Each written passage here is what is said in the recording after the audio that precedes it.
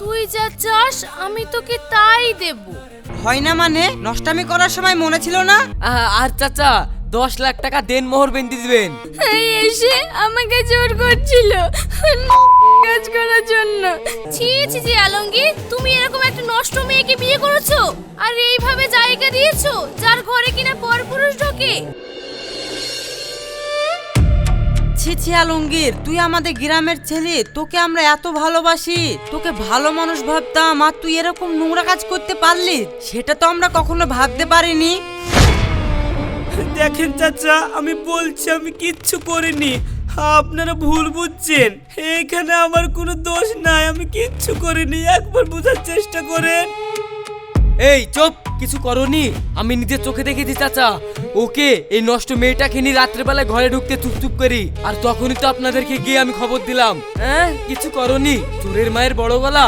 হ্যাঁ হ্যাঁ আলমগীর, তুই আমাদের গ্রামের ছেলে আর তুই এরকম কাজ করলি? ছি ছি ছি ছি, আমার ভাবতেও ঘৃণা লাগছে যে তুই এরকম মানুষ, এরকম একটা নষ্ট মেয়েকে নিয়ে রাত কাটাস ঘরে। খবরদার বলছি, আপনারা যা বলবেন আমাকে বলবেন, আমার চরিত্র নিয়ে কথা বলবেন না। আর আমরা কোনো খারাপ কাজ করিনি, আর আপনারা আমাকে যেরকম মেয়ে মানুষ ভাবছেন আমি সেরকম মেয়ে না। উনি আমাকে শুধু আশ্রয় দিয়েছে, তাছাড়া কিছুই না। চুপ করো। নষ্ট মেয়ে হই আবার মুখে মুখে কথা বলছে। তোমার মতো মেয়েরা কিরকম হয় সেটা আমাদের জানা আছে। হ্যাঁ ঠিক আছে, থামো থামো। বলছি যে শোন আলমগীর, আমরা এই গ্রামে থাকি, আমরা গরিব মানুষ কিন্তু আমরা ভদ্র। আমাদের গ্রামে আমরা আমাদের ছেলে মেয়ে নিয়ে সংসার করি। তুই গ্রামের মধ্যে এরকম নোংরা কাজ আমরা মানতে পারবো না, তাই একটা সুস্থ বিচার করতে হবে। এই তোমরা বলো এর কি বিচার করা যায়? চাচা বিচার পরে করবেন, আগে আমার কথাটা তো শুনেন। তখন থেকে বলছি আমি কোনো ভুল করিনি, আমাকে বলার সুযোগ দিন।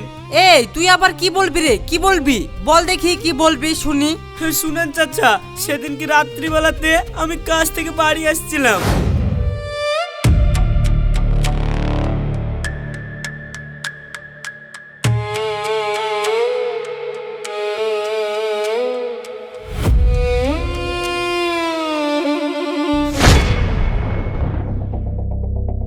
এইভাবে আমার বাইকের সামনে এসে পড়লেন, আর এত রাত্রিবেলায় আপনি মেয়ে ছেলে মানুষ রাস্তায় কি করছেন? আমাকে বাঁচান, আমাকে বাঁচান, ওরা আমাকে ধরে ফেলবে। আমাকে বাঁচান, ওরা ধরলে আমাকে আবার ওই জায়গায় ফেরত নিয়ে যাবে। আরে কি হয়েছে আপনি বলুন? আরে এরকম করছেন কেন আপনি? কে ধরে ফেলবে? আপনি আমাকে এখান থেকে তাড়াতাড়ি নিয়ে চলুন, ওরা যখন তখন এখানে চলে আসবে। এখান থেকে নিয়ে চলুন, আমি আপনাকে সব কিছু বলছি। আচ্ছা ঠিক আছে, আপনি আসুন।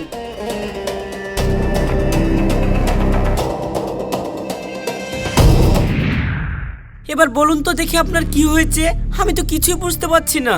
দেখুন, আমি গ্রামে একজনকে খুব ভালোবাসতাম, ও আমাকে বিয়ে করার স্বপ্ন দেখিয়েছিল। আর ওকে যখন আমি বিয়ের কথা বললাম, ও আমাকে বলল শহরে নিয়ে এসে বিয়ে করে সংসার করবে আমার সঙ্গে। দিয়ে আমাকে নিয়ে আসলো, নিয়ে আসার পর একটা ঘরে আমাকে বসিয়ে রেখে বলল আমি বাইরে খাবারের ব্যবস্থা করছি। তাই বলে বাইরে গেল, আর ভেতরে আসেনি। ওকে আমি আর খুঁজে পাচ্ছি না। তার কিছুক্ষণ পরে ঘরে কিছু লোক আসলো, এসে আমাকে জোর করছিল কাজ করার জন্য। আমি কোনো মতে ওখান থেকে পালিয়ে এসেছি, দয়া করে আমাকে বাঁচান। আমি ওরকম নোংরা কাজ করতে পারবো না, আমাকে একটু আশ্রয় দিন। আমি কথা দিচ্ছি আমি চলে যাব, আমাকে শুধু এই রাতটুকু আশ্রয় দিন। আশ্রয়? আরে আপনি পাগল নাকি? আমি কি করে আশ্রয় দেব? আমার বাড়িতে কোনো মানুষ নেই, কোনো মেয়ে মানুষ নেই, আমি একা ছেলে, আপনাকে কি করে আশ্রয় দেব? না না, আমি পারবো না। দুই আপনার পায়ে পড়ছি, রাতটুকু আমাকে আশ্রয় দেন, না হলে ওরা আমাকে আবার ওখানে নিয়ে যাবে। আমি ওখানে যেতে চাই না। তাই তো খুব বিপদে পড়ে গেল, কি করব? গ্রামের মানুষ যদি জানতে পারে একটা মেয়ে মানুষকে আমি রাত্রি ঘরে আশ্রয় দিয়েছি, আমার খুব দুর্নাম হয়ে যাবে। আপনি চিন্তা করবেন না, আমাকে রাতটুকু শুধু আশ্রয় দিন। ভোরের আলো ফোটার আগে আমি কথা দিচ্ছি আমি চলে যাব। গ্রামের কেউ কিচ্ছু জানতে পারবে না। শুধু আপনি আমাকে এখান থেকে নিয়ে চলুন। আচ্ছা ঠিক আছে, চলুন, আমি নিয়ে যাচ্ছি, কিন্তু আপনি কোনো হইচই করবেন না। হ্যাঁ, আমার গ্রামের মানুষ যেন জানতে না পারে, না হলে আবার উল্টো পাল্টা ভাববে। চুপচাপ যাবেন, রাতটুকু থেকে ভোর হওয়ার আগেই কিন্তু চলে যাবেন। হ্যাঁ ঠিক আছে, আপনি তাড়াতাড়ি এখান থেকে আমাকে নিয়ে চলুন। হ্যাঁ হ্যাঁ, চলুন। বাহ বাহ বাহ, তুই সাজানো গল্প বললি আর আমরা বিশ্বাস করে নিলাম। আমরা খুব বোকা, তাই না? নিজে নষ্টামু করে এখন গল্প সাজানি হচ্ছে। চাচা, আপনি কি একটা বিচারের কথা বলছিলেন না? শুনুন, আমি বলছি এর কি বিচার হওয়া উচিত। হ্যাঁ হ্যাঁ, বল তোর কি হয়। দেখুন, আলমগীর আমাদের গ্রামের ছেলে, তাই তো আমাদের ওর উপরে একটা দায়িত্ব আছে, তাই না? ও একটা ভুল কাজ করে ফেলেছে, তাহলে সেই ভুলের সংশোধন আমরাই করে দেব। তাহলে এক কাজ করো, এই নষ্ট চরিত্রহীন মেয়েটার সাথে আলমগীরের বিয়ে দিয়ে দাও। তাহলে মেয়েটারও একটা গতি হয়ে যাবে আর আলমগীরেরও একটা সংসার হবে। আর চাচা, 10 লাখ টাকা দেন মোহর বেঁধে দিবেন, জানে আলমগীর চাইলেও ওকে ছাড়তে না পারে। আলমগীর, সিমরানকে তুই খুব ভালোবাসিস না? সিমরানকে বিয়ে করবি, খুব পীড়িত তোদের। আর সিমরানের জন্য তুই আমার গায়ে হাত তুলেছিলি। সিমরানকে আর তোর বিয়ে করা হবে না, কারণ সিমরান আমার, ওকে আমি বিয়ে করব। তুই এ চরিত্রহীন মেয়েটাকে নিয়ে সংসার কর, তবে তোর কপাল ভালো। শালা এই মেয়েটাও কম সুন্দরী না, সিমরানের থেকে বেশি সুন্দর। সব সুন্দরী মেয়েগুলো তোর জন্যই তৈরি নাকি কে জানে। যাক, এটা নিয়েই তুই থাক, আর ওদিকে সিমরানকে আমি আমার করে নেব। তাহলে চাচা, আমি বিয়ের ব্যবস্থা করি নাকি? বিয়ে? হে, আপনারা কি বলছেন? যাকে আমি চিনিনি জানিনি, শুধু একটু আশ্রয় দিয়েছি, তার জন্য তাকে বিয়ে করতে হবে? এটা হয় নাকি? হয় না মানে? নষ্টামি করার সময় মনে ছিল না? এখন বিয়ে করতে কি এইসব হয় নাকি? ওইসব বাহানা আমরা শুনবো না। হ্যাঁ হ্যাঁ লঙ্গি, তুই যদি এই মেয়েটাকে বিয়ে না করিস না, তাহলে দেয় মেয়েটাকে নেড়া করি, মাথায় ঘোল ঢালি, পুরো গ্রামে ঘুরাবো। আর তোকে নোংরা মেয়েছিলি গ্রামে এসে ব্যবসা করার নামে থানায় কেস করি জেলে পাঠাবো। দেখবি তখন কি হয়। না না না, আপনাদের যা শাস্তি দেওয়ার আমাকে দিন। এনার কোনো ক্ষতি আপনারা করবেন না। আপনাদের যা করার আমার সাথে করুন, এনাকে ছেড়ে দিন। ঠিক আছে, তাহলে বিয়ে যখন করবি নি, এই যা ওকে ধরি নেড়া করি ঘোল ঢেলি দে। থামুন, আমি বিয়ে করতে রাজি। আপনারা এটি তো চান যে ওকে আমি বিয়ে করি। ঠিক আছে, আমি ওকে বিয়ে করব, কিন্তু খবরদার ওর গায়ে কেউ হাত দিবেন না। বাহ, তাহলে তো হয়ে গেল। বিয়ে করতে যখন রাজি, তখন কোনো সমস্যাই নাই, বিয়ে হবে। এমনিতে অনেকদিন গ্রামে কোনো বিয়ে হয়নি। চাচা, তাহলে আমি গিয়ে বিয়ের ব্যবস্থা করি। হ্যাঁ চলো, তাহলে সবাই বিয়ের ব্যবস্থা করছি, আর ওদেরকে নিয়ে আয়।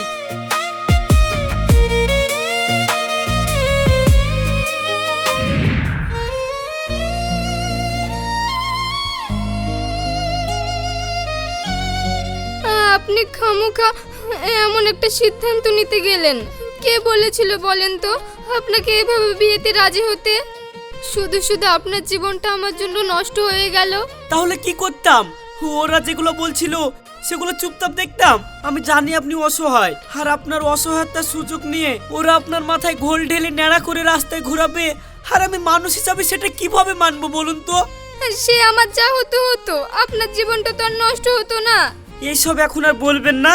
শুনুন, আমি আপনাকে বিয়ে করেছি, ঠিক আছে, এটা আপনাকে বাঁচানোর জন্য পরিস্থিতির চাপে করেছি, কিন্তু বিশ্বাস করুন আমি অন্য একজনকে ভালোবাসি। সিমরান, ওকে আমি অনেক ভালোবাসি, আর ওর সঙ্গে আমার বিয়ে হওয়ার কথা ছিল। আর যত তাড়াতাড়ি সম্ভব আপনাকে আমি ডিভোর্স দিয়ে দেবো, দিয়ে আমি সিমরানকে বিয়ে করব। ততদিন আপনি এখানে থাকুন, আমরা কিন্তু আসল স্বামী স্ত্রী না, ঠিক আছে? হ্যাঁ ঠিক আছে, আপনি আমাকে যত তাড়াতাড়ি সম্ভব ছেড়ে দেওয়ার ব্যবস্থা করুন। আমি চলে যাব। আমি নিজে একটা কাজ খুঁজে ঠিক নিজের পেটটা চালিয়ে নেব। আপনি কোনো চিন্তা করবেন না। এই আলমগীর, খোল দরজা খোল। কে কে ভিতরে আছিস? খোল দরজা খোল।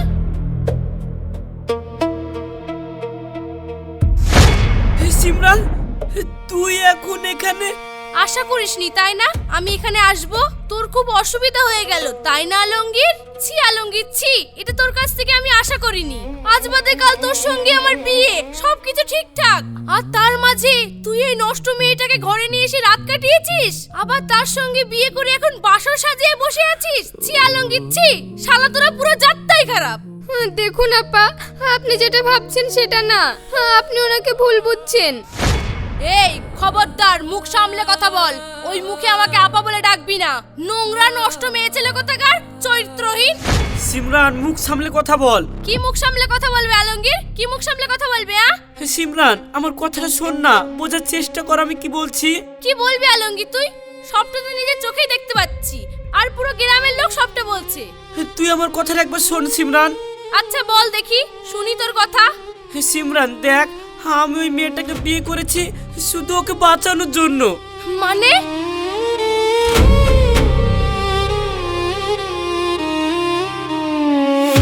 তুই সত্যি বলছিস আলমগীর?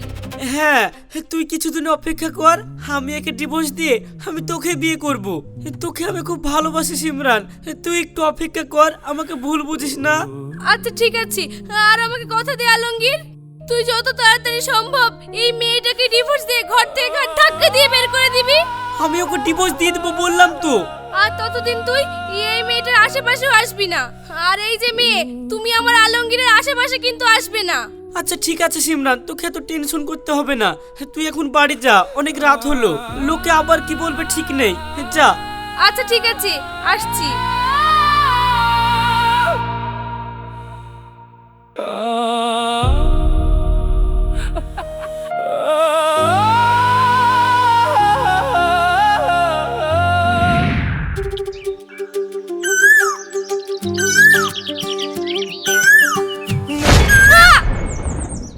এই এরকম ভাবে কেউ সামনে এসে দাঁড়ায়, আর একটু হলে তোমার কোলে এসে পড়তি, চোখে দেখিসনি তুই? হ্যাঁ, চোখে ঠিক দেখি, খালি মাঝে মাঝে তুই সামনে আসলে সব কিছু দেখা বন্ধ করে দি, তখন তোকে ছাড়া আমি কিছুই দেখতে পাইনি। এই এসে ফালতু কথা বলিসনি তো, রাস্তা আটকালি কেন তাই বল। কিরে, খুব তো বলতি আমাকে তোর পছন্দ না, আমি খারাপ।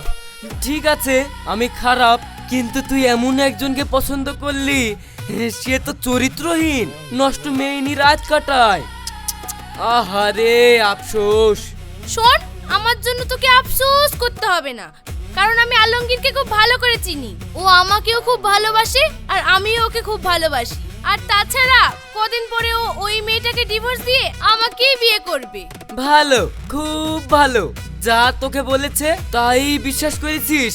শোন সিমরান, সুন্দরী বউ তুই, ও তোকে কোনোদিনই বিয়ে করবে না। সুন্দরী মেয়ে সামনে থাকলে কোনো ছেলেরই চরিত্র ঠিক থাকে না, সেটা মাথায় রাখিস। ও ওই সুন্দরী মেয়েকে ডিভোর্স দি তোকে কোনোদিনই বিয়ে করবে না। হ্যাঁ, শুভ তো কথাটা খারাপ বলেনি, এইটা তো আমি ভেবে দেখিনি। ওই মেয়েটা তো আমার থেকেও বেশি সুন্দরী। কি করা যায়? হ্যাঁ, কাঁটা দিয়েই কাঁটা তুলতে হবে। আরে পরে যা হবে দেখা যাবে, আগে তো গাধাটাকে পটাই। শুভ, তুই আমাকে ভালোবাসতি তাই না? হ্যাঁ বাসতাম, মানে এখনো বাসি, কিন্তু তুই তো কোনোদিন পাত্তা দিলিনি।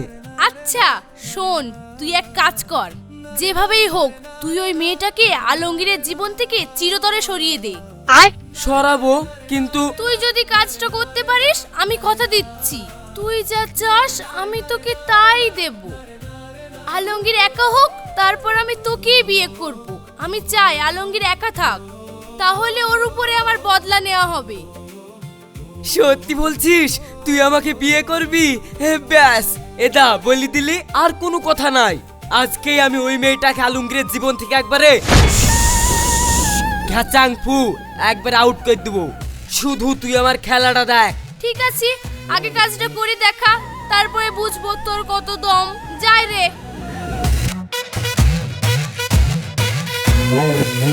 এই শুভ গ্রিন সিগন্যাল, যেভাবেই হোক তোকে কাজটা করতে হবে।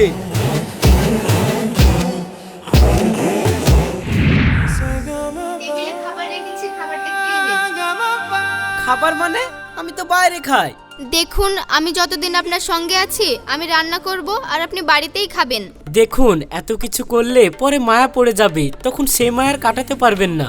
যাকগে, রান্না যখন করেছেন প্যাক করে দিন, আমি অফিসে খেয়ে নেব। মায়া পড়ে যাবে কি? আপনার উপর তো আমার মায়া পড়েই গেছে, সেটা কি করে কাটাবো আমি জানি না।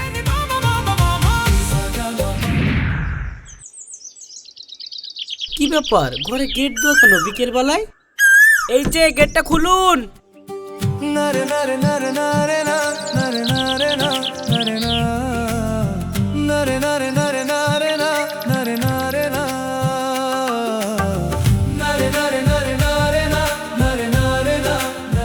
দিনের বেলায় আপনি ভিতর থেকে গেট লাগিয়ে দিয়ে শুয়েছেন কেন?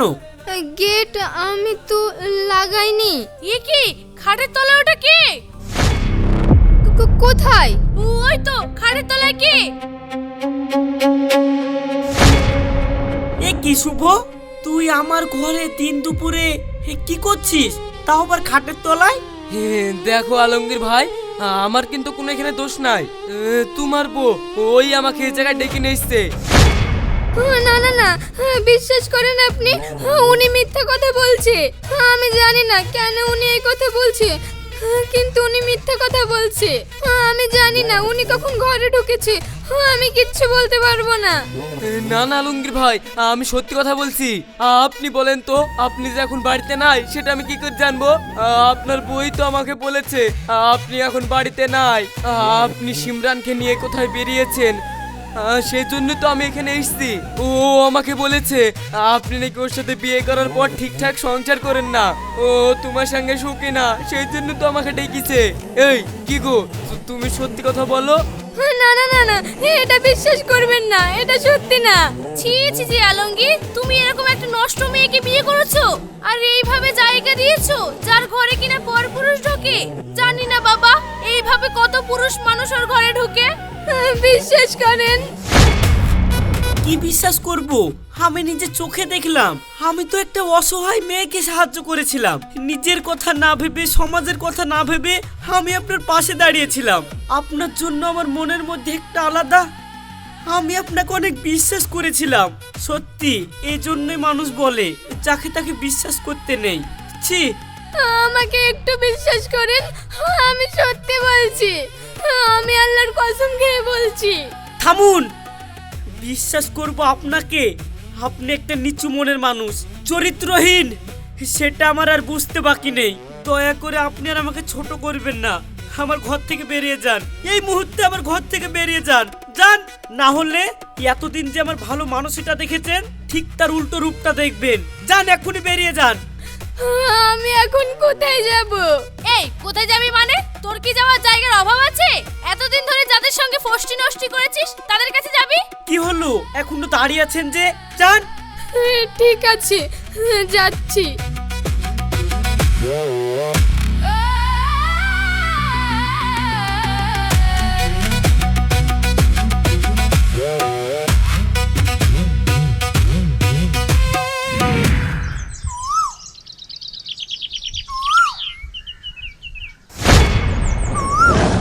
কি ব্যাপার সিমরান, কাজ হয়ে গেল কিন্তু আমার পাওনাটা তো এখনো আমি পেলাম না। তোর পাওনা তুই ঠিক পাবি, একটু ধৈর্য ধর না। আর তুই এখানে কেন এসেছিস? এক্ষুনি আলমগীর চলে আসবে, তুই যা এখান থেকে যা। হ্যাঁ সে তো আমি যাবই, কিন্তু আমার কথার উত্তরটা আগে দে। আচ্ছা ঠিক আছে, কোনো সমস্যা নাই। তুই এক কাজ করিস, সন্ধ্যাবেলা আমার সঙ্গে দেখা করিস, তোকে কিছু টাকা দিয়ে দেবো। টাকা? টাকা কিসের জন্যে? আরে তুই আমার এত বড় কাজ করে দিলি, ওই আপদটাকে আলমগীরের ঘাট থেকে বিদায় করে দিলি, তার পারিশ্রমিক তোর টাকা। টাকা? তোর সাথে কিন্তু সেই কথা হয়েছিল না সিমরান? তুই বলেছিলি ওই আপদটাকে আলমগীরের ঘাট থেকে বিদায় করলে তুই আমাকে বিয়ে করবি। আমি তাও তোকে বিয়ে? সেটা কখনোই সম্ভব না শুভ। আমি আলমগীরকে ভালোবাসি আর ওকেই বিয়ে করব। এত বড় বেইমানি? তুই আমার সাথে এত বড় বেইমানি করলি? আমি কিন্তু সহ্য করবো না সিমরান, তো সব আমি শেষ করে দেব। শোন, বেশি কথা বাড়াসনি, আলমগীর যখন তখন চলে আসতে পারে। এক কাজ কর, তুই এখান থেকে যা, তোর পাওনা তুই ঠিক পেয়ে যাবি। যাবো তো ঠিকই, কিন্তু তুই যে বেইমানি আমার সাথে করলি, আমি আলমগীরকে গিয়ে সব বলে দেব। যে সেদিন তুই আমাকে বলেছিলি বলে আমি আলমগীর ভাইয়ের ঘরে গিয়ে খাটের তলে লক করে বসছিলাম তোর কথাতে। আরে তুই কি পাগল হলি? পাগল না, থাম, এক্ষুনি আমি যাচ্ছি। এত এত কষ্ট করে আর আমাকে বলতে যেতে হবে না শুভ, আমি সব শুনে নিয়েছি। মানে আলমগীর, তুমি কখন আসলে এখানে? ছি সিমরান ছি, তোমাকে আমি ভালোবাসতাম আর তুমি সামান্য রিয়াকে কলঙ্কিত করার জন্য এত বড় নাটক করলে। আরে আলমগীর, তুমি ভুল বলছো, শুভ মিথ্যে কথা বলছে। না সিমরান, আমি সব শুনেছি আর এটা বুঝতেও পেরেছি যে রিয়ার সঙ্গে আমি কত বড় অন্যায় করেছি। আর তোমার মতো বিষাক্ত মানুষের আজকের পর থেকে আমার জীবনের কোনো জায়গা নেই সিমরান। আজকে থেকে তোমার আর আমার সব সম্পর্ক শেষ। কোনোদিন তুমি আমার চোখের সামনে আসবা না। তোমার জন্য আমি এত বড় অন্যায় করলাম। না না, রিয়াকে এক্ষুনি খুঁজে বের করতে হবে। আলমগীর, আরে শোনো আলমগীর।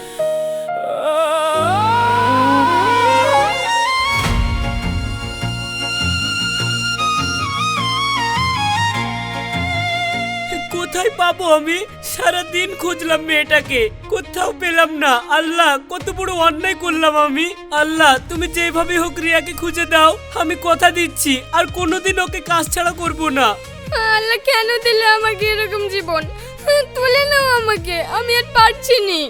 সারা দিনটা কোনোভাবে কাটলো, কিন্তু এই রাতটা আমি একা মেয়ে মানুষ কিভাবে কাটাবো, কোথায় কাটাবো?